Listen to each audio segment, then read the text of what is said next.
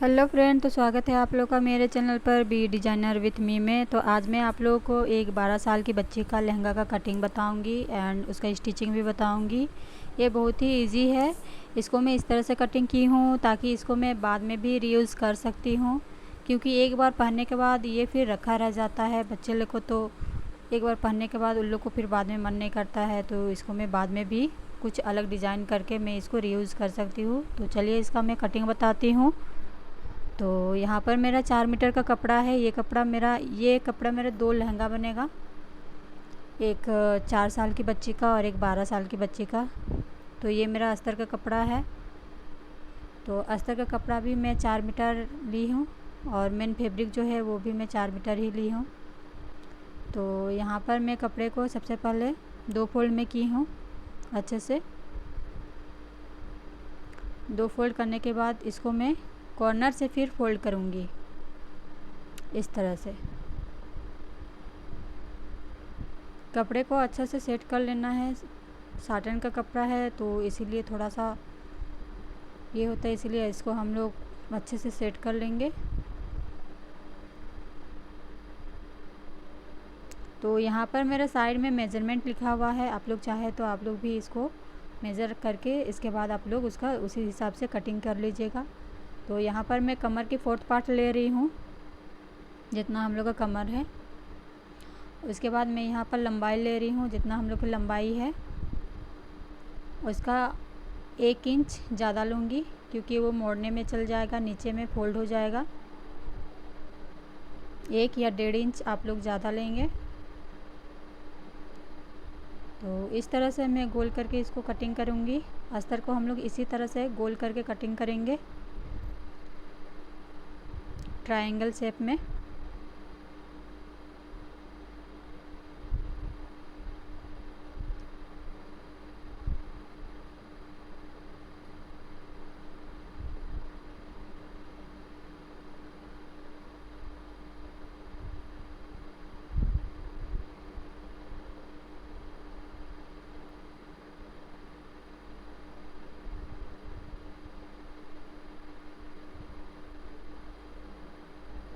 तो ये हम लोग का अस्तर का कपड़ा कटिंग हो चुका है। यहाँ पर जितना मैं हम लोग का छोटा पड़ रहा था उसको हम लोग जॉइंट करेंगे बचे हुए कपड़े को।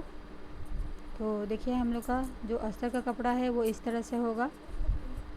सिर्फ एक साइड ही हम लोग को सिलाई करना पड़ेगा इसमें। मैं इस तरह से कटिंग की हूँ। ये हम लोग का मेन फैब्रिक है। तो मेन फैब्रिक में क्योंकि यहाँ पर हम लोग का 2 जन का लहंगा बनेगा, तो इसी हिसाब से मैं कपड़े को ली हूँ। 1.5 मीटर कपड़ा उधर मैं साइड में रख दी हूँ, बाकी का मैं यहाँ पर ली हूँ। नीचे में हम लोग का डिज़ाइन है, इसीलिए यहाँ पर लंबाई में आप लोगों को 1/2 इंच रखना है, क्योंकि ऊपर में 2 इंच का फिर बेल्ट लग जाएगा जिसमें हम लोग इलास्टिक लगाएंगे। तो इसको इस तरह से हम लोग सिर्फ सीधा एक मार्क कर देंगे 4 फोल्ड करने के बाद। यहाँ पर मैं 4 फोल्ड किए हूँ कपड़े को। उसके बाद मैं सीधे सीधे इसको लंबाई का मार्क कर दे रही हूँ और इसको फिर मैं ऐसे ही करके सीधे कटिंग कर दूँगी, ताकि ये कपड़ा हम लोग का बाद में भी यूज़ हो सके।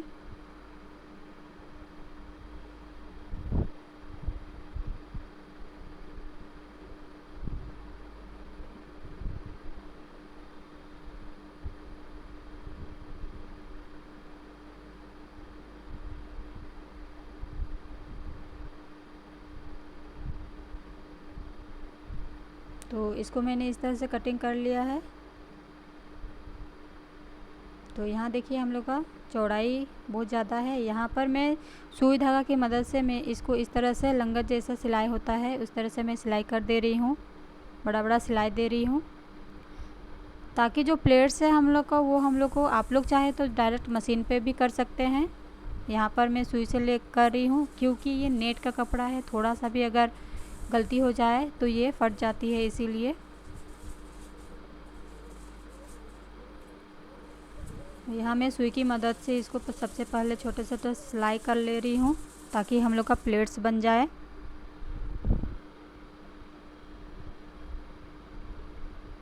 तो देखिए हम लोग का यहाँ पर अब मैं इसको अस्तर के कमर के साथ मैं इसको देखूँगी कि मेरा उतना आया है कि नहीं आया है। अस्तर से मैं इसको सेट कर ले रही हूँ। इतना हम लोग की कमर की चौड़ाई है। तो यहाँ पर मैं अस्तर में सेट करके देख रही हूँ पूरी हम लोग का कमर के पास आ रहा है कि नहीं, उसी हिसाब से मैं फ्रिल को भी सेट कर रही हूँ। तो देखिए हम लोग का आ चुका है। तो चलिए अब इसका हम लोग स्टिचिंग करते हैं। तो यहाँ पर मैं सबसे पहले अस्तर के कपड़ा को जो नीचे में फ़ोल्ड करते हैं उसको सबसे पहले मैं फ़ोल्ड करूँगी। तो यहाँ पर मैं सबसे पहले एक लेयर में फ़ोल्ड करूँगी, उसके बाद दोबारा फिर इसको मैं मोड़ के फिर दोबारा इसको मैं सिलाई कर लूँगी।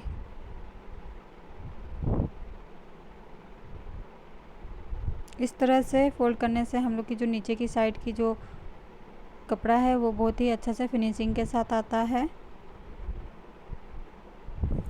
और उसमें क्रीज भी नहीं बैठता है। इसको मैं हम लोग दोबारा इस तरह से फिर से और एक बार उलट के फ़ोल्ड कर देंगे।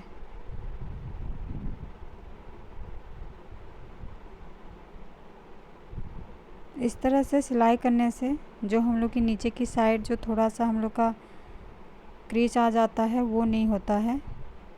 अब मैं हम लोग जो मेन फैब्रिक है उसको हम लोग जैसे हम लोग सुई धागा के मदद से हम लोग इसको प्लेट्स बना लिए थे, उसी हिसाब से उसी के ऊपर हम लोग सिलाई लगाएंगे मशीन से। उसके बाद जो हम लोग सुई धागा की मदद से किए थे उस धागा को फिर बाद में हम लोग निकाल देंगे।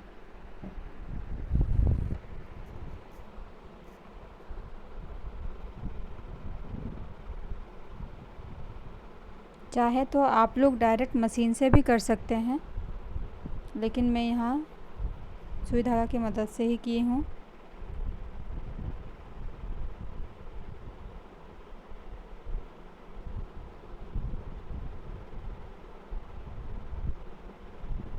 तो देखिए हम लोग का सिलाई हो गया है। अब धागा को जो है हम लोग निकाल देंगे। धागा को निकालने के बाद मैं यहाँ पर मेन जो हम लोग का अस्तर को और मेन फैब्रिक को कमर के पास हम लोग जॉइंट करेंगे सबसे पहले।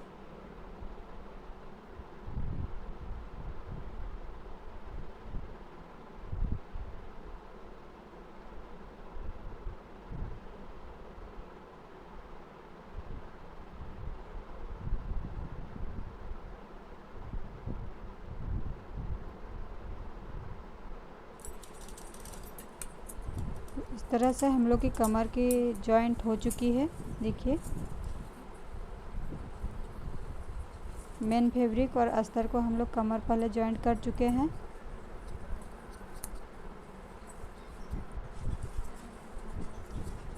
तो अब इसको हम लोग इस तरह से फ़ोल्ड कर लेंगे और दोनों को हम लोग जो मेन फैब्रिक है और जो अस्तर है उसको हम लोग 3 इंच तक एक साथ जॉइन करेंगे। उसके बाद हम लोग दोनों को अलग अलग जॉइन करेंगे। 3 इंच तक हम लोग एक साथ जॉइन करेंगे अस्तर को और मेन फैब्रिक को इस तरह से। और यहाँ पर मैं पक्की सिलाई लगा रही हूँ। इसके बाद जो है हम लोग दोनों को अलग अलग जॉइन करेंगे। यहाँ पर मैं सबसे पहले मेन फैब्रिक को जॉइन कर ले रही हूँ। इसके बाद हम लोग अस्तर को भी इसी तरह से एक साथ सिलाई कर लेंगे, जॉइन कर लेंगे।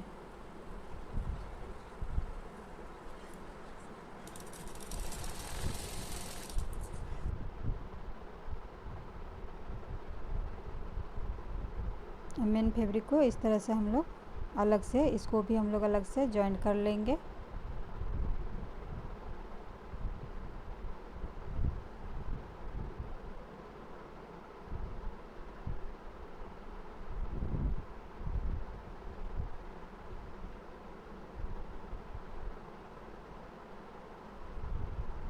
ये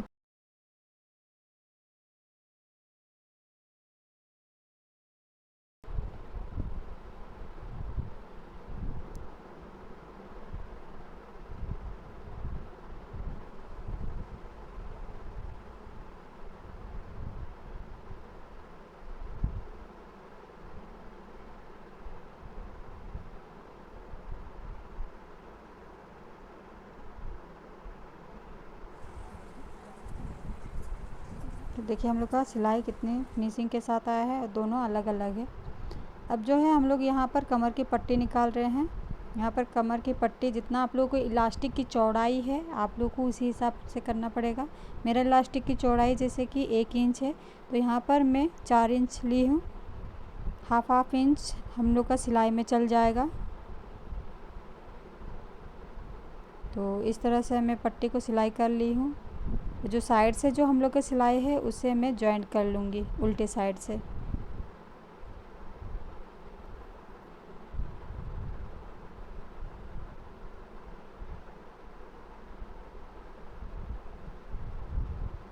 तो ये लहंगा का कटिंग एंड स्टिचिंग बहुत ही इजी है। आप लोग इसको एक दिन में भी कंप्लीट कर सकते हैं।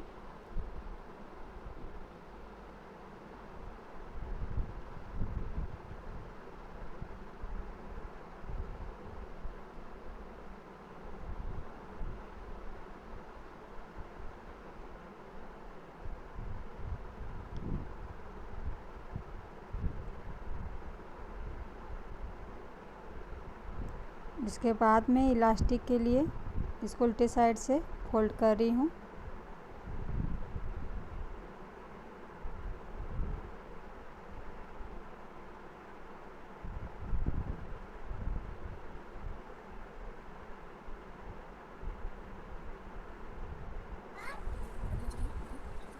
तो देखिए हम लोग का पट्टी भी लग चुकी है और यहाँ पर मैं इलास्टिक डालने के लिए रखी हूँ।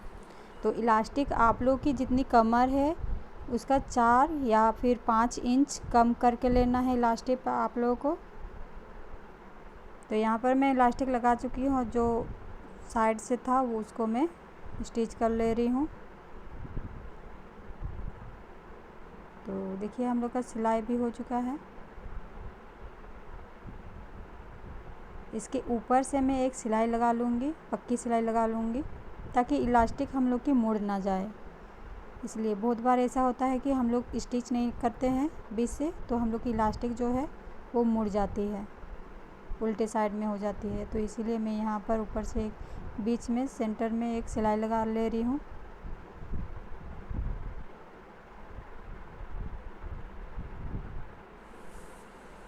तो फाइनली हम लोग का लहंगा बन के रेडी हो चुका है। तो देखिए कितना अच्छा से फिनिशिंग के साथ हम लोग का लहंगा रेडी है। तो इसका हम लोग चोली का कटिंग में पार्ट 2 में बताऊंगी। आप लोग को अगर समझ में आया हो, अच्छा लगा हो तो लाइक करें, सब्सक्राइब करें और अपने से एक बार प्रैक्टिस ज़रूर करें। Thank you.